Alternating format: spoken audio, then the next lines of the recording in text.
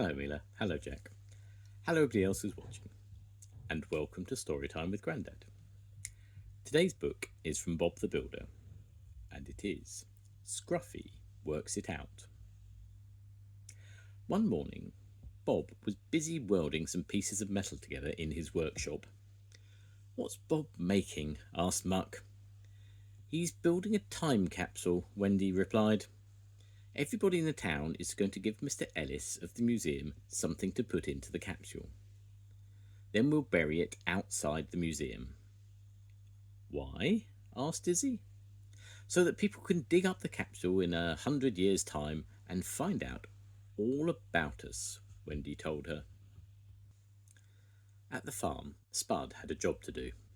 Farmer Pickles had asked him to take a tray of eggs to the school. "Oh, they're very wobbly," said Spud. "Be careful not to break them, Spud," said Farmer Pickles. And then Scruffy ran to Spud and jumped up. "Ruff, ruff," he barked. "Stop it," said Spud. "I'm working." Back at the yard, Bob had finished the time capsule. He carried it out of the workshop for everyone to see.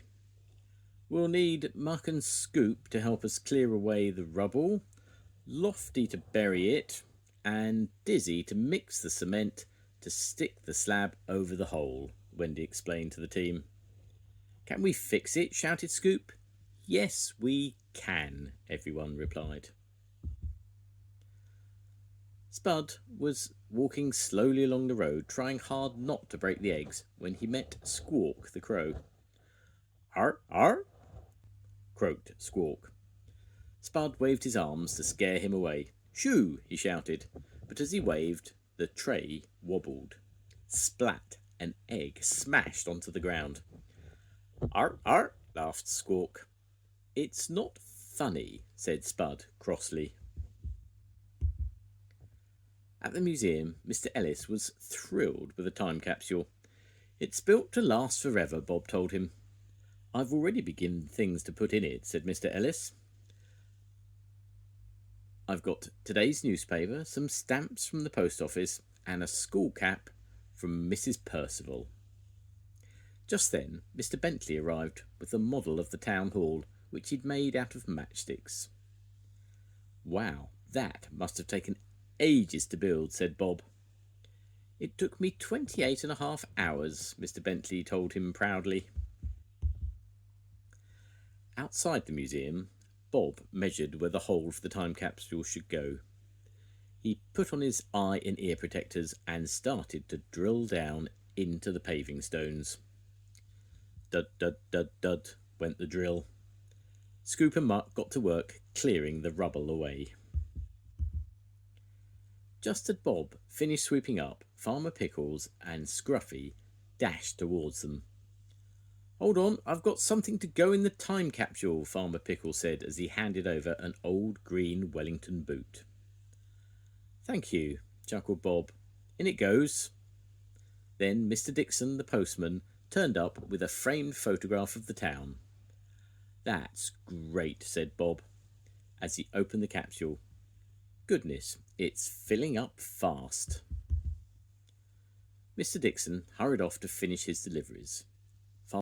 Farmer Pickles tied Scruffy to the outside of the museum while he went inside to speak to Mr. Ellis. "Stay there," he said.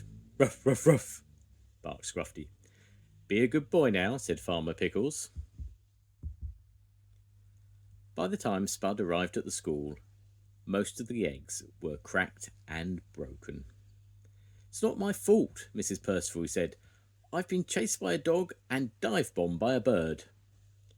"Poor old Spud," chuckled Mrs. Percival. "It's a good job we're having omelettes today."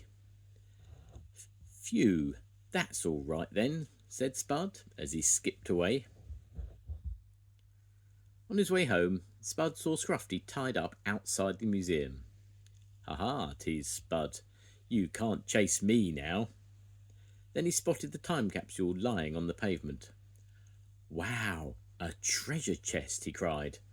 "Ruff, ruff," barked Scruffy frantically. Spud picked up the time capsule and staggered down the street. He bumped into Travis further along the road. Oh, give us a lift, he gasped. Hop in, said Travis, and trundled off with Spud and the time capsule in his trailer. Spud opened the treasure chest and was very disappointed with what he found. This isn't real treasure, he cried as he tossed Farmer Pickle's Wellington boot onto the road. When Wendy and Bob came out of the museum, they found that the time capsule had gone. Oh no, where is it? Cried Bob. Ruff, ruff, barked Scruffty as he tugged at his lead. Suddenly it came undone, and he ran off down the street. He came racing back with a boot. That's the Wellington I put in the time capsule, gasped Farmer Pickles. Ruff, ruff, barked Scruffty. I think he wants us to follow him, Farmer Pickles said as he clipped the lead onto Scruffty's collar. Scruffty started sniffing, then bounded off down the road. Farmer Pickles had to run to keep up. Soon Scruffty stopped, and Mr. Ellis and Bob caught up. Oh, what a clever boy, said Bob. He found the book of stamps that was in the time capsule. Scruffty set off again. Let's follow him, shouted Bob. Scruffty led Farmer Pickles into the countryside. He darted into a bush, dragging Farmer Pickles behind him. Look, you've found the school cap, cried Farmer Pickles. I've had quite enough of being pulled about, he said, as he let Scruffty off the lead. Ruff, ruff, barked Scruffty as he bounded off. Further down the road, Spud was stuffing the time capsule with carrots, apples, and corn on the cob. I'm going to dig a hole and bury my own food treasure chest right here, he said. Spud had dug a hole and was about to bury his treasure chest when Scruffty ran up and jumped on top of him. Ah, get off me, yelled Spud. Spud, what are you doing? Farmer Pickles cried when he, Bob and Mr. Ellis caught up with Scruffty. It's my treasure chest and I'm burying it, Spud replied. That's not a treasure chest, Spud, said Bob. It's Mr. Ellis's time capsule. Oh, sorry, Bob, said Spud. You're very lucky Scruffty found you before you buried it, said Bob. They took the time capsule back into town, where a crowd had gathered to watch Bob and the machines bury it. Mr. Bentley gave a speech, then Lofty carefully lowered the capsule into the hole, and Muck covered it with a large slab of concrete. It won't be open for 100 years, said Mr. Ellis. Hooray, cheered the crowd. There's someone very important that we haven't mentioned yet, Mr. Ellis told the crowd.